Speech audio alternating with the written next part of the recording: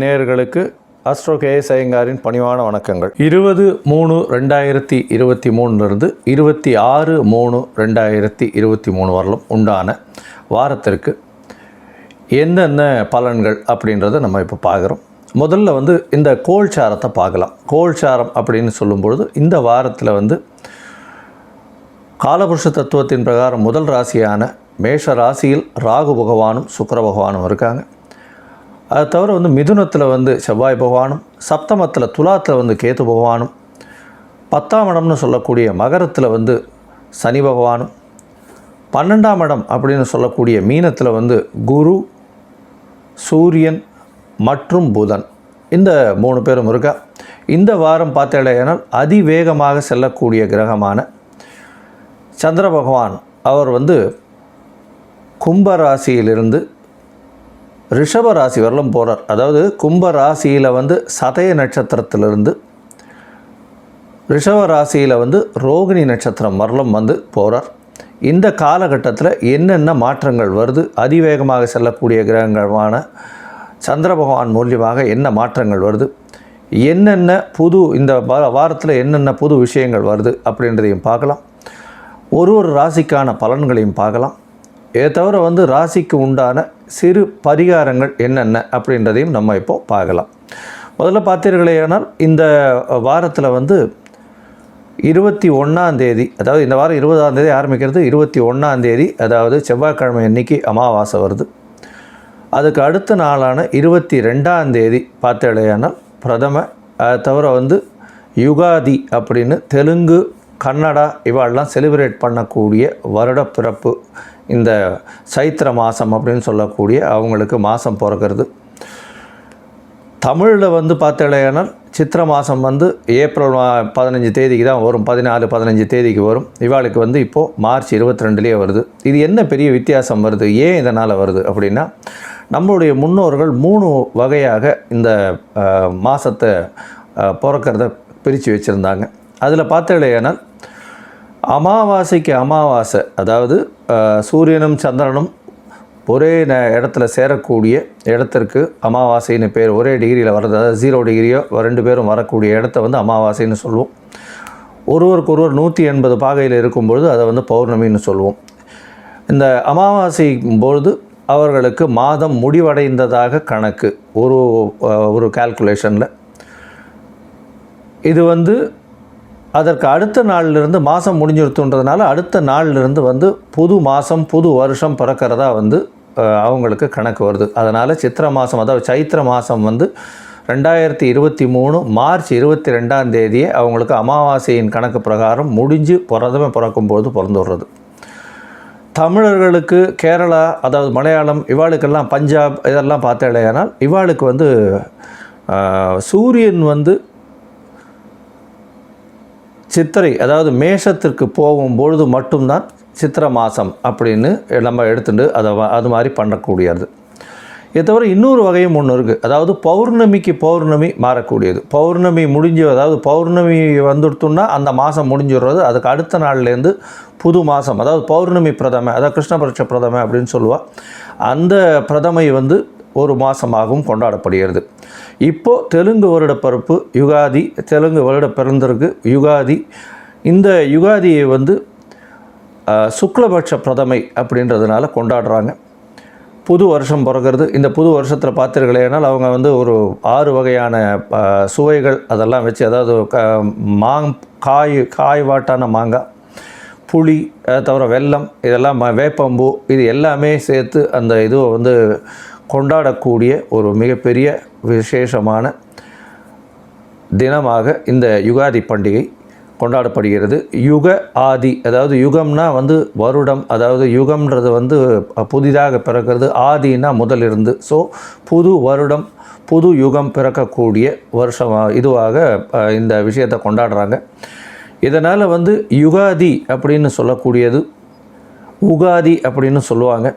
இது கர்நாடகா, ராஜஸ்தான், அதுக்கப்புறம் இது ஆந்திரா, தெலுங்கானா, இதிலெல்லாம் most of the part of இந்தியாவில் இந்த யுகாதி மிகப்பெரிய அளவில் செலிப்ரேட் பண்ணக்கூடிய விஷயமாக இருக்கும். இப்போது இந்த வாரத்தில் ஒரு ராசிக்கும் என்னென்ன பலன்கள் இருக்குது, அதை தவிர வந்து இந்த ராசியில் வந்து யார் யாருக்கு சந்திராஷ்டமம், அவர்களுக்கு என்னென்ன பரிகாரம் செய்யலாம் அப்படின்றத இப்போ ஒன்று ஒன்றா பார்க்கலாம். மிதுன ராசி, மிருகசீரிஷம், திருவாதிரை, புனர்பூசம் இந்த 3 நட்சத்திரங்கள் கொண்ட 9 பாதங்களை கொண்ட ராசியானது மிதுன ராசி. மிதுன ராசியின் அதிபதி புதபகவான் இப்போ உங்களுடைய ராசிக்கு 10ஆம் இடத்துல நீச்சம் பெற்று போயிருக்கார். கவலைப்பட தேவையில்லை. உங்களுக்கு வந்து எல்லா விதமான தொழில்களும் கைகூடக்கூடிய காலகட்டமாக இருக்கும். அதுவும் வந்து ஷேர் மார்க்கெட்டில் இருக்கிறவங்க, அதை தவிர வந்து பிஸ்னஸ் பண்ணிட்டு இருக்கவங்க, அதை தவிர வந்து ட்ரேடிங் பிஸ்னஸ் பண்ணுறவங்க, இதற்கு பிறகு வந்து இந்த கம்ப்யூட்டர் சாஃப்ட்வேர் ஹார்ட்வேர் அதெல்லாம் பிஸ்னஸாக எடுத்து பண்ணுறவங்க, அதாவது வேலை செய்கிறவங்க வந்து ஒரு பக்கம் கம்பெனியில், இன்னொரு பக்கம் வந்து பிஸ்னஸ் அதை வந்து வியாபாரமாக பண்ணுறவங்க, அதாவது இந்த சிப்ஸு அந்த சிப் அதெல்லாம் விற்கிறது, அந்த மாதிரியான விஷயங்கள். அதை தவிர வந்து கம்ப்யூட்டர் சாஃப்ட்வேர் வந்து இன்ஸ்டால் பண்ணி கொடுக்கறது, ஹார்ட்வேர் வந்து ஒர்க்கிங் பண்ணி கொடுக்கறது, இந்த ரேம் அதெல்லாம் பண்ணி கொடுக்கறது, இவங்களுக்கெல்லாம் வந்து ஒரு பெரிய ஏற்றமான காலகட்டமாக இருக்கும். டெலிகம்யூனிகேஷன் துறையில் இருக்கிறவங்களுக்கு ஒரு பெரிய ஏற்றத்தை கிடைக்கக்கூடிய காலகட்டமாக இந்த காலகட்டம் இருக்கும். ஏன்னா உங்களுடைய ராசிக்கு 5-12 அதிபதி வந்து 11ஆம் இடத்துல 12ன்னு சொல்லக்கூடிய 11ஆம் இடத்துல இருக்கிறது மிகப்பெரிய ஏற்றம். ஏன்னா செலவுகள் அற்ற காலமாக இந்த காலகட்டம் இருக்கும். 10ஆம் இடத்துல குரு அதீத சுபத்துவம் பெற்று இருக்கிறதுனாலையும் ஆட்சி பெற்று இருக்கிறதுனாலையும் புத பகவானோட சம்பந்தப்பட்டு புத பகவான் நீச்சபங்க ராஜயோகம் அடைஞ்சிருக்கிறதுனாலையும் உங்களுக்கு எடுத்த தொழில் அனைத்துமே வெற்றி பெறக்கூடிய காலகட்டமாக இருக்கும். கண்டிப்பாக உங்களுடைய தாயாரின் உடல்நலத்தில் மிகப்பெரிய ஏற்றம் இருக்கக்கூடிய காலகட்டமாக இருக்கும். படிப்பில் நல்ல கவனம் இருக்கக்கூடிய காலகட்டமாக இருக்கும். ஏன்னா 2ஆம் இடத்தையும் வந்து குரு பகவான் பார்க்குறார், உங்களுடைய 4ஆம் இடத்தையும் பார்க்குறார். மிகப்பெரிய ஏற்றமான காலகட்டமாக இருக்கும். வேலையில் ஒரு பெரிய மாறுதல் கிடைக்கக்கூடிய காலகட்டமாக இருக்கும். திடீர் பண யோகங்கள் வரக்கூடிய காலகட்டமாக இருக்கும். 11ஆம் இடத்துல வந்து சுக்கிர பகவான் வந்து ஆட்சி பெற்று சுக்கிர பகவான் ராகுவோடு சேர்ந்து இருக்கார். இது வந்து நல்ல ஒரு விஷயமாக சொல்கிறது. 11ஆம் இடத்துல சுக்கிரன் இருக்கிறது நல்ல விஷயம். ராசியில் செவ்வாய் பகவான் இருக்கிறதுனாலையும் அவரே 6ஆம் அதிபதி அப்படின்றதுனால சின்ன சின்ன உடல் உபாதைகள் வரக்கூடிய வாய்ப்புகள் உண்டு. உடல் நலத்தில் வந்து அதாவது என்ன சொல்கிறது, வெக்கை சம்பந்தமாக, அதாவது ஹீட் சம்பந்தமான விஷயங்கள் பிரச்சனைகள் வரக்கூடிய வாய்ப்புகள் இந்த வாரத்தில் நிச்சயமாக உண்டு. இதை தவிர பார்த்தீர்களேனால் இந்த வாரம் அதிவேகமாக செல்லக்கூடிய கிரகம் அப்படின்னு சொல்லக்கூடிய சந்திர பகவான் உங்களுடைய ராசிக்கு 9ஆம் இடத்துலேருந்து உங்களுடைய ராசிக்கு 11ஆம் இடம் 12ஆம் இடம் வரலாம் வரார். அதாவது கும்ப ராசியில் சதய நட்சத்திரத்திலிருந்து அவர் வந்து ரோகிணி நட்சத்திரம் ரிஷபராசி வரலாம் வரார். இந்த காலகட்டத்தில் பார்த்தீர்களேனால் 9ஆம் இடத்துல இருக்கும்போது கண்டிப்பாக உங்களுடைய தந்தையின் உடல் நலத்தில் ஒரு பெரிய ஏற்றம் கிடைக்கக்கூடிய காலகட்டமாக இருக்கும். உங்கள் தந்தையின் மூலியமாக மிகப்பெரிய பொருள் வருவாய் வரக்கூடிய காலகட்டமாக இருக்கும். இது வந்து 21ஆம் தேதி மத்தியானம் வரலும் இருக்கும். மூதாதையர்களின் ஆசீர்வாதம் கிடைக்கும். சொந்த ஊர் கோவிலுக்கு போயிட்டு வரக்கூடிய வாய்ப்புகள் மிகவும் அதிகமாக இருக்கும். இதற்கு பிறகு பார்த்தீர்கள்னா 21ஆம் தேதி அன்னைக்கு மத்தியானத்துக்கு மேலே வந்து உங்களுடைய ராசிக்கு 10ஆம் இடத்துலையே வந்து சந்திர பகவானும் போகிறார். அவரே குடும்ப அதிபதி, குடும்பஸ்தான அதிபதி வந்து 10ஆம் இடத்துலேருந்து குரு பகவானால் குடும்பஸ்தானத்தை பார்க்கப்படுறதுனாலையும் குடும்பாதிபதியும் சேர்ந்து இருக்கிறதுனாலையும் மிகப்பெரிய ஏற்றம். உங்களுடைய குடும்பத்தில் ஒரு பெரிய சந்தோஷமான விஷயங்கள் நிச்சயமாக நடக்கக்கூடிய காலகட்டமாக இருக்கும். புது வேலை கிடைக்கக்கூடிய காலகட்டமாக இருக்கும். வேலைக்கு எதிர்பார்த்துட்டு இருக்கவங்களுக்கு கண்டிப்பாக வேலை வரக்கூடிய காலகட்டம். தனகாரகன் பார்க்கறதுனால கண்டிப்பாக அதீத தனம் வரக்கூடிய காலகட்டமாக இந்த காலகட்டம் நிச்சயமாக அமையும். கவலைப்பட தேவையில்லை.